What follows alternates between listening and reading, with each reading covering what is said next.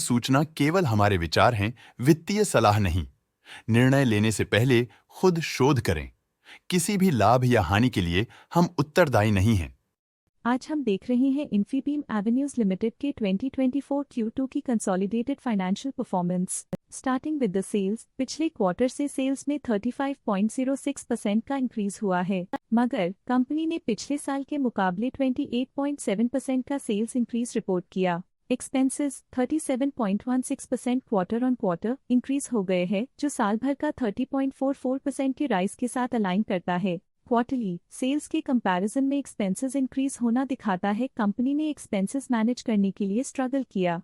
Company ने पूरी साल के दौरान चैलेंजेस का सामना किया। ऑपरेटिंग प्रॉफिट, जो पिछले साल के कंपैरिजन में 10.87% up high quarter on quarter around 13.94% increase हुआ। Operating profit margin OPM annual basis पे -1.23% से डिक्रीज हुआ है, मगर क्वार्टरली ऑपरेटिंग प्रॉफिट मार्जिन -1.42% से डिक्रीज हुआ है। एक्सेप्शनल आइटम्स को ऐड करके अदर इनकम पिछले क्वार्टर के कंपैरिजन -87.32% गिर गई, बावजूद इसके कि ईयरली ग्रोथ 32.58% है। इंटरेस्ट एक्सपेंसेस पिछले क्वार्टर से 42.62% अप हुआ, लेकिन ईयर ओवर ईयर इंक्रीज 228.3% है। डिप्रिशिएशन कॉस्ट में 0.65% का क्लाइम देखने को मिला और ईयरली बेसिस पे 0% का इंक्रीज देखने को मिला। प्रॉफिट बिफोर टैक्स एनुअली 13.2% बढ़ा, लेकिन प्रीसीडिंग क्वार्टर से -19.88% डिक्रीज हुआ। इस साल कंपनी ने 26.61% टैक्स पे किया और क्वार्टरली कंपनी ने 23.74% टैक्स पे किया।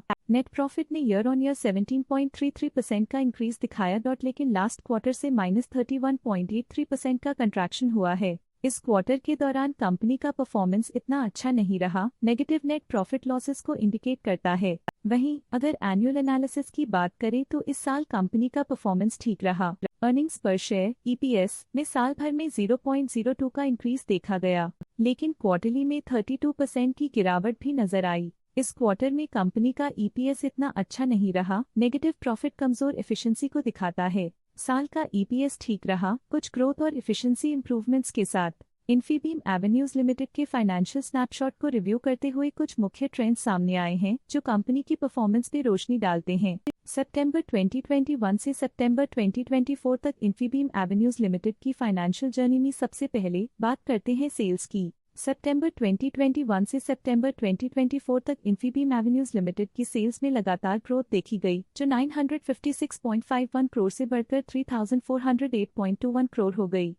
ये कंसिस्टेंट ग्रोथ मार्केट कंडीशंस के पॉजिटिव इम्पैक्ट को दर्शाती है। अब बात करते हैं एक्सपेंसेस की। एक्सपेंसेस पिछले 4 सालों में 817.35 करोड़ से बढ़कर 3127.95 करोड़ हो गए हैं। यहाँ सेल्स बढ़ रही हैं और एक्सपेंसेस भी बढ़ रहे हैं। बढ़ती सेल्स और एक्सपेंसेस ग्रोथ और इन्वेस्टमेंट को इंडिकेट करते हैं, पर सस्टेन प्रॉफिटेबिलिटी के लिए केयरफुल मैनेजमेंट जरूरी है। सितंबर 2022 में ऑपरेटिंग प्रॉफिट 164.9 करोड़ था, जो सितंबर 2024 में 280.26 करोड़ तक बढ़ गया। ये इम्प्रूवमेंट ऑपरेशनल एफिशिएंसी और कॉस्ट मैनेजमेंट को दर्शाता है। नेट प्रॉफिट में वृद्धि हुई, जो 79.21 करोड़ से बढ़कर 207.14 करोड़ हो गई।